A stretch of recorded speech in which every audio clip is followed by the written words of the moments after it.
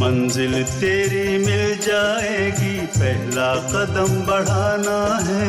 बिना लड़ाई हार मानना, ये तो एक बहाना है।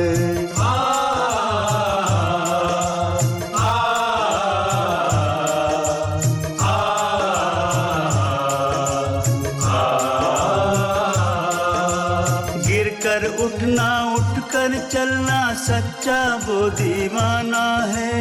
आकर कोई मदद करेगा, व्यर्थ की आस लगाना है। उम्मीदों का अंत नहीं है, आशाओं की जहाँ चाह है। ज्ञानी जोगी भोगी कहते, जहाँ चाह है वहाँ राह है।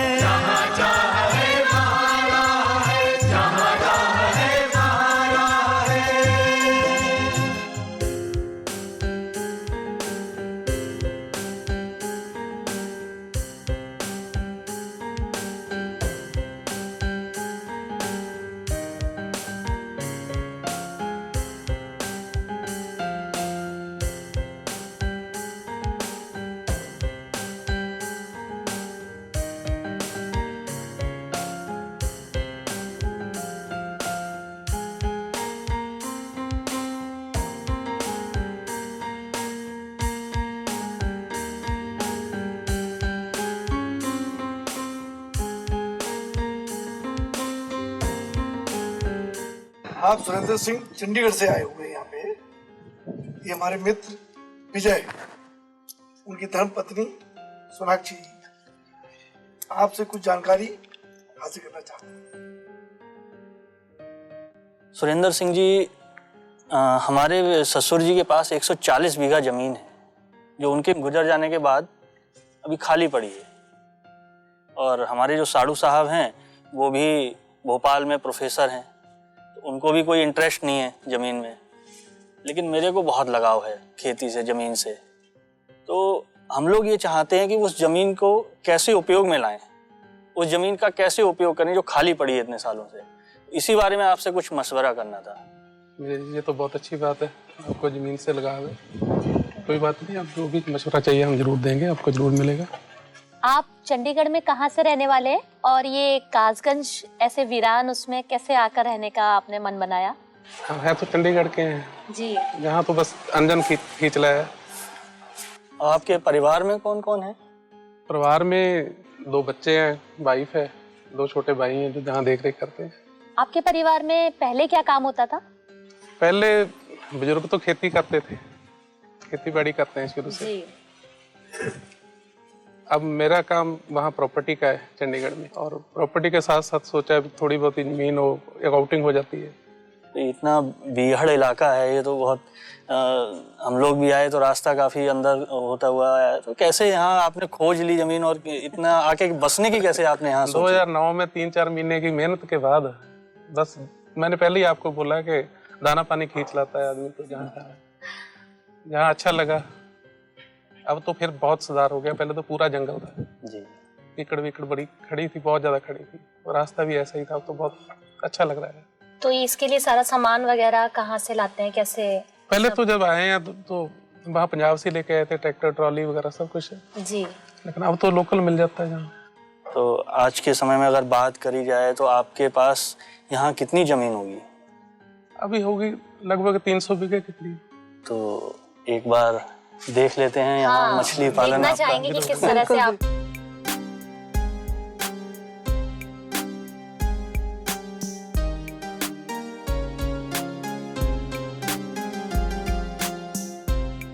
मैं चाय पानी की व्यवस्था कर लेती हूँ।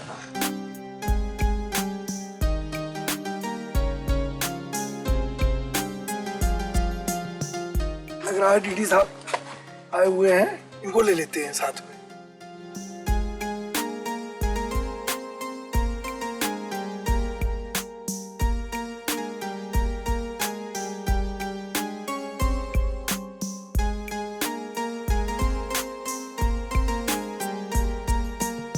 डिप्टी डायरेक्टर पुनीत हूँ, आपका नाम?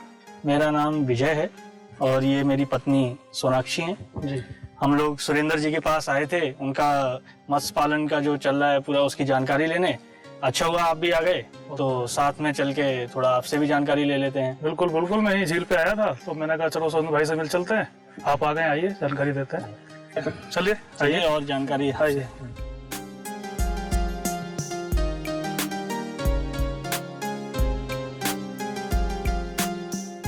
ये पंगेसिस दोनों का हो गया ना, निकल गया ना दोनों का। और उसमें अभी कौन सा डाला हुआ है उसमें तो नर्सरी है, वो तो तैयार की है। अच्छा, नर्सरी का बच्चा आ जाएगा शाम तक। अब उसमें क्या प्लानिंग कर रहे हैं, इसकी तैयारी कर रहे हो? इसकी तैयारी कर रही है। अच्छा, और ये मछलियों की मार्केटिंग कैसे करते हैं आप लोग? मार्केटिंग की हमें कोई आज तक कोई प्रॉब्लम तो आई नहीं है, क्योंकि हमारा तो जहाँ एडवांस में आ जाते हैं लोग, जहाँ ताल पे ही सेल हो जाती है। मैंने आज तक बाहर नहीं भेजी मछली। ये लेकिन इनका जो पंगेशियस मछली का मेन जो काम अभी शुरू किया था इन्होंने पिछले 1 साल में, तो ये मछली पहले आंध्र प्रदेश से आती थी। जी बताया। तो वो काफ़ी प्रिजर्व करके रखनी पड़ती थी और वो फ्रेश नहीं मिलती थी यहाँ के लोगों को। जब से उन लोगों को पता लगा है कि यहाँ जो है फ्रेश फिश जो है वो अवेलेबल हो रही है, ये मिलने लगी है यहाँ पे फ्रेश मछली, तो तब से ये यहाँ पर मार्केटिंग की बिल्कुल प्रॉब्लम नहीं आई, क्योंकि लोग यहीं से लेने आने लगे रिटेलर्स। और जैसे किसी को नए सिरे से शुरू करना हो तो उसको किस तरह से शुरू करना चाहिए ये मछली पालन का? मछली पालन का तो पहले तो ताल ही बनाने हैं। पहले पानी का लेवल देखो भी पानी कितना है, कितने फीट पे है, और पानी का पीएच चेक करवा के कितना उसमें पानी की जांच करानी जरूरी होती है कि मिट्टी पानी की अपनी की जांच करा लें कि वो मिट्टी और वहाँ का पानी मछली पालन योग्य है या नहीं है। तो वो लैब में जो मछली पालन की लैब है हमारी, वो मंडल लेवल पर है, हमारे आगरा मंडल में लैब है।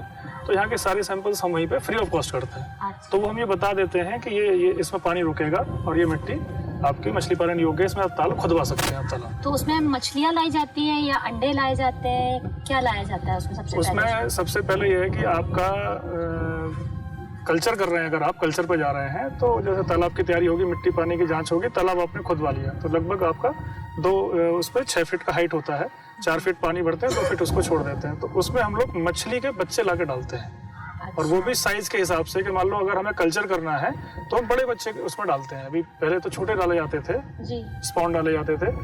अगर आपको सिर्फ सीधे कल्चर पे जाना, 8 महीने में क्रॉप लेनी है, 9 महीने में क्रॉप लेनी है, तो हम लोग बड़े बच्चे डालते हैं जो कि 4 से 6 इंच के होते हैं। तो सरकार इसमें कैसे मदद करती है? अगर कोई मछली पालन शुरू करना चाहे तो किस लेवल पे शुरुआत में मदद मिलती है उसे सरकार की? कैसे अप्रोच किया जाता है? जनरली हर डिस्ट्रिक्ट लेवल पर हमारे अपने ऑफिसर्स बने हुए हैं, और उसके बाद हर तहसील पर हमारे अपने इंस्पेक्टर्स होते हैं, जिनको फिशरीज इंस्पेक्टर्स बोलते हैं, और फिशरीज डेवलपमेंट ऑफिसर्स भी होते हैं। तो वो खुद भी अप्रोच करते हैं जाके कि कहाँ कहाँ पर मछली पालन की संभावनाएं हैं।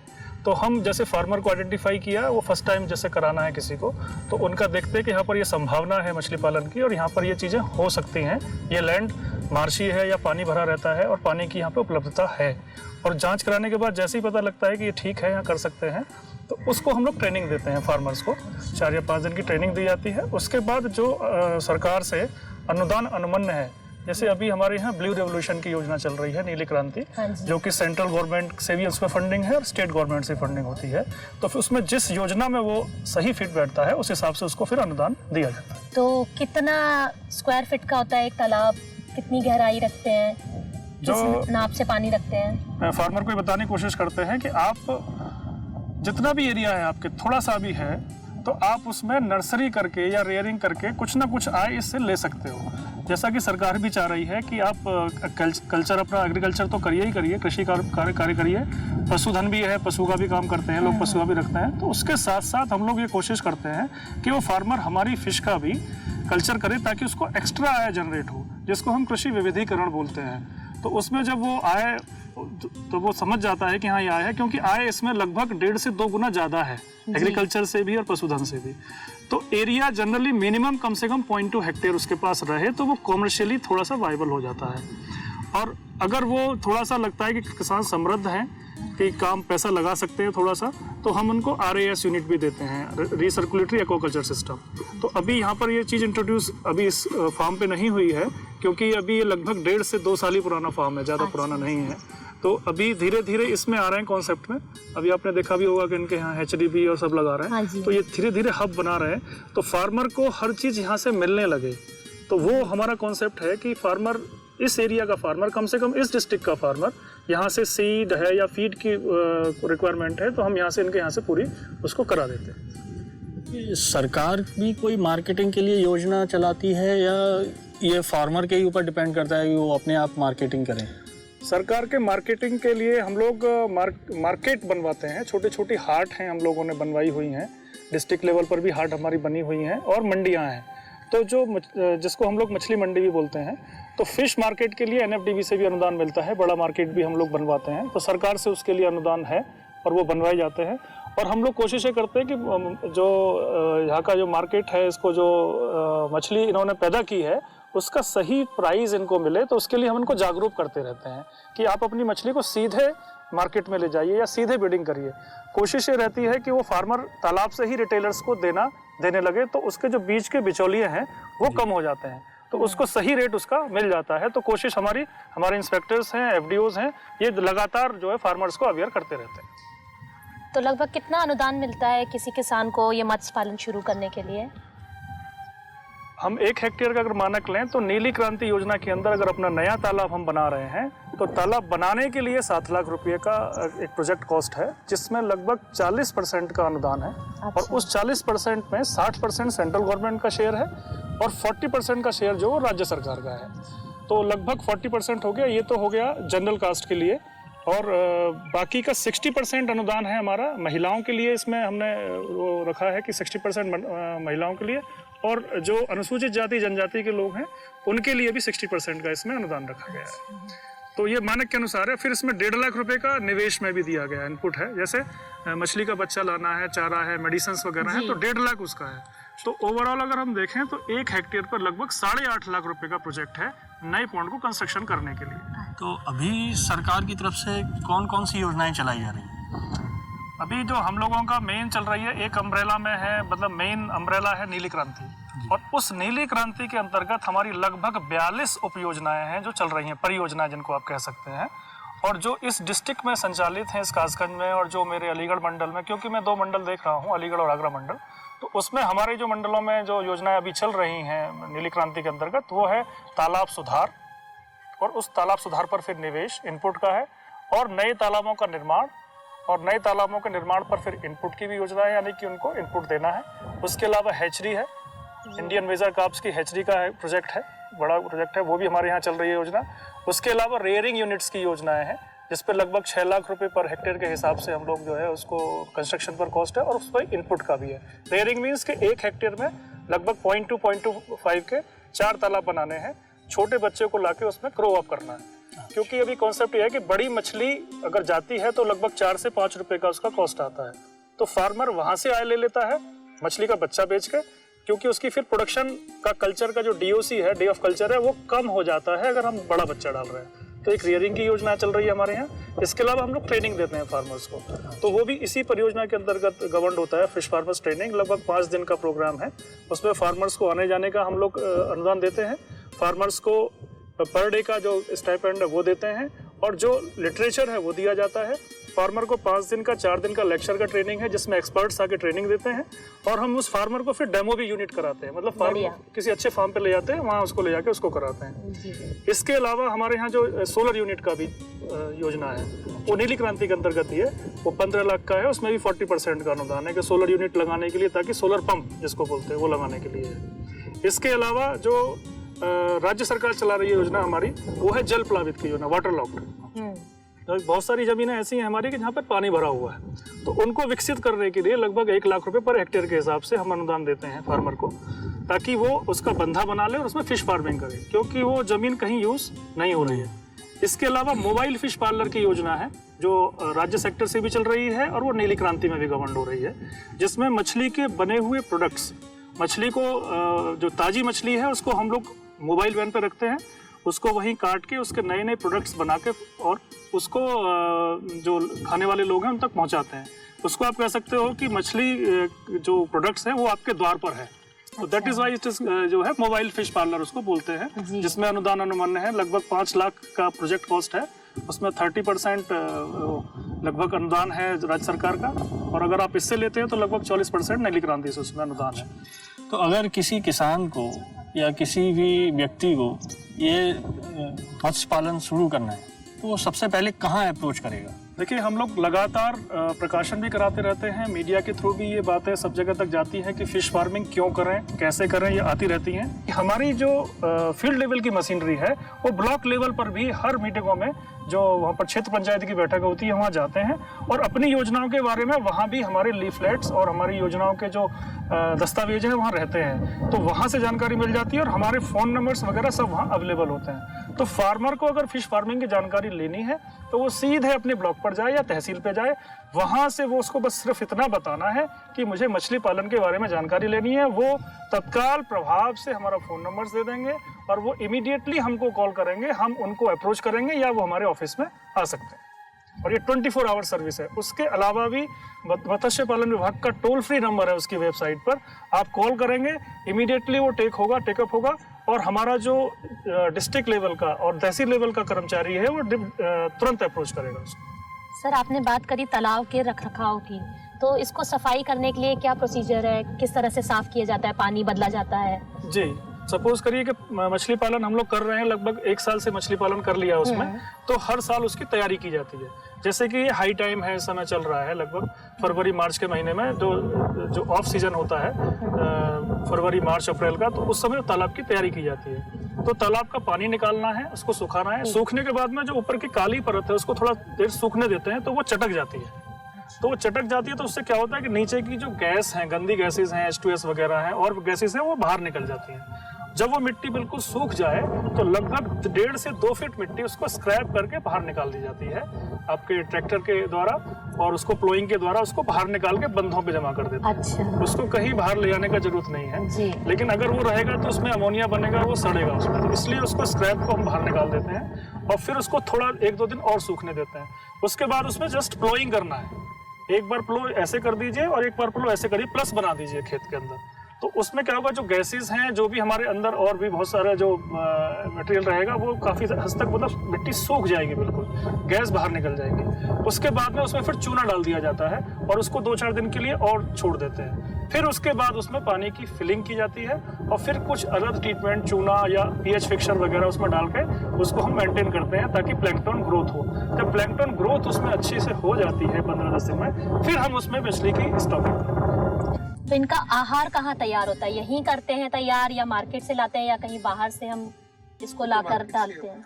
जनरली हम लोग जो अभी कहते हैं कि भाई आप फार्मिंग में ये आपकी खल है, सरसों की खल दे रहे होंगे और आपका ये चावल का कन्ना, ये मिला के देते हैं और कुछ मिनरल मिक्सचर देते हैं। लेकिन उसकी ग्रोथ को और एनहांस करने के लिए, हमको और प्रोटीन देने के लिए अलग से, यानी कि जो 1 साल में ग्रोथ आएगा उस ग्रोथ को 11 महीने में या 10 महीने में लाने के लिए हमको आर्टिफिशियल फीड देना ही पड़ता है।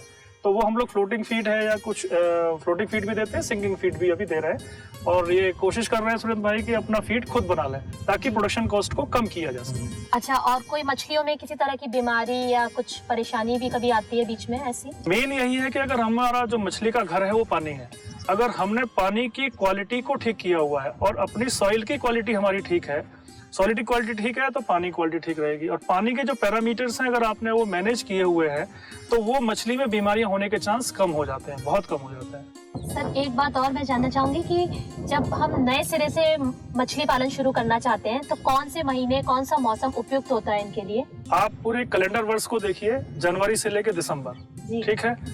पहले ये ट्रेंड दूसरा था कि भाई मार्च अप्रैल मई में तैयारी करेंगे, जुलाई में सीड मिलेगा, अगस्त में स्टॉकिंग करेंगे। अब ये ट्रेंड थोड़ा सा चेंज हुआ है according to the market demand, क्योंकि मार्केट की डिमांड जाड़ों में फिश की ज्यादा रहती है और रेट भी अच्छा मिलता है। तो हमें मछली का कल्चर उस समय से शुरू करना पड़ेगा कि जब हमारी मछली नवंबर में तैयार हो जाए या दिसंबर में हमको मछली मिलने लगे, जनवरी में मछली हमको मिलने लगे। तो हम लोग स्टॉकिंग का टाइम हमारा क्या होना चाहिए, ये जो चल रहा है फरवरी। इसके और क्या क्या उपयोग हैं? अगर हम मछली पालन करते हैं तो हम इसको और कहाँ सप्लाई कर सकते हैं? बिल्कुल, अभी जो प्रोसेसिंग, जैसे आपने बात किया तो मार्केटिंग का किया कि मछली हमने पाल लिया और मछली बेच दिया, ये एक बिजनेस हो गया। अब इसी में बिजनेस है इसमें।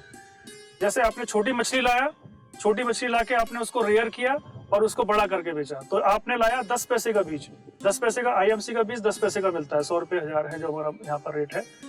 आपने 10 पैसे का बीज डाला और 30 दिन बाद ही या 40 दिन बाद वो लगभग 4 से 6 इंच हो जाता है और उसका रेट लगभग 2.5 से 3 रुपया हो जाता है। तो ये सीधा मार्जिन 10 पैसे से वो 2.5 रुपया हुआ।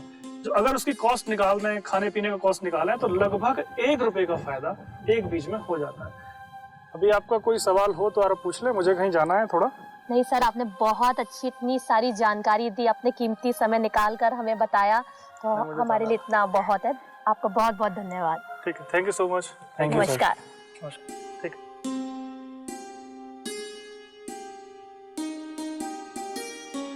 सुरेंद्र जी, हमें पता चला था कि आपका पहले एक तालाब था, एक तालाब से आपने बिजनेस शुरू किया था, और अब जी। तो हम देख रहे हैं कि काफी सारे तालाब बने हुए हैं। तो इतने ऐसे- सारे तालाबों की देखरेख आप अकेले करते हैं?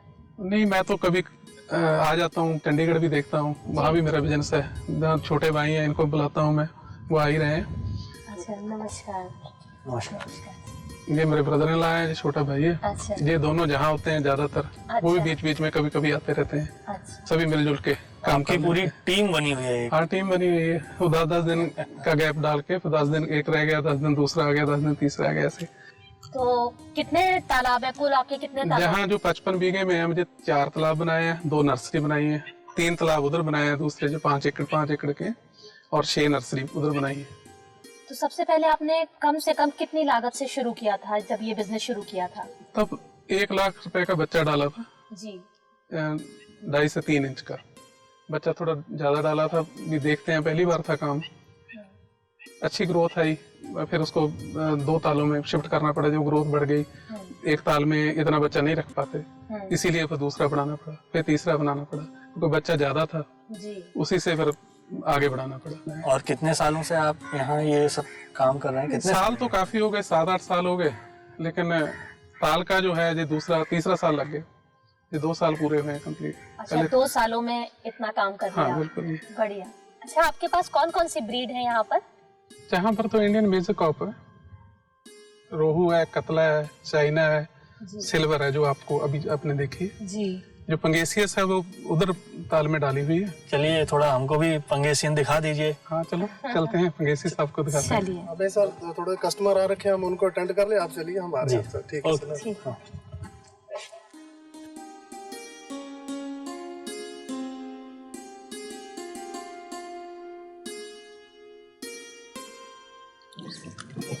ये पंगेसियस है।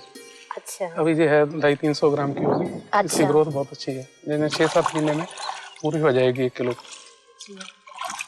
तो ये बिना पानी के कितनी देर जिंदा रह पाती है? बिना पानी के वैसे तो आधा घंटा रह सकती है, 20-25 मिनट तो आराम से बिना पानी से रह जाती है। अच्छा इसको बहुत ज्यादा ऑक्सीजन की ज्यादा जरूरत नहीं है, जो ऑक्सीजन ऊपर से ले लेती है।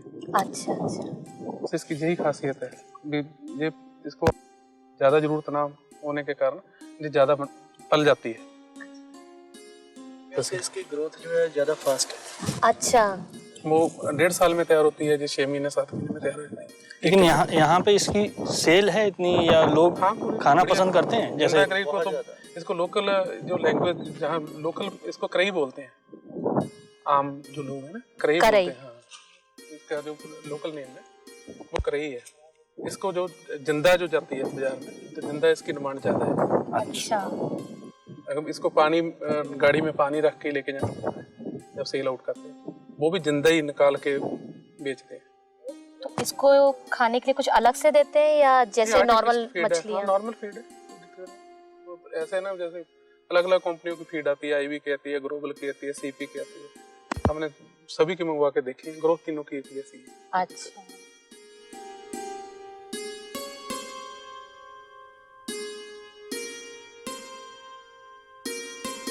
अच्छा सुरेंद्र सिंह जी, आपके पास आके हमें अपने सारे सवालों का जवाब मिल गया। Okay sir.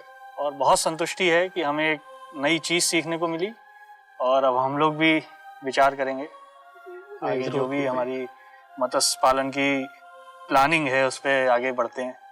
आपने जो भी जानकारी दी वो सब हमारे काम आएगी, और आगे कभी भी जरूरत पड़ेगी तो हम आप लोगों से संपर्क करेंगे। भेज का ये बहुत बहुत धन्यवाद आपका है। ठीक है। उम्मीदों का अंत नहीं है, आशाओं की जहाँ चाह है, ज्ञानी जोगी भोगी कहते जहाँ चाह है वहाँ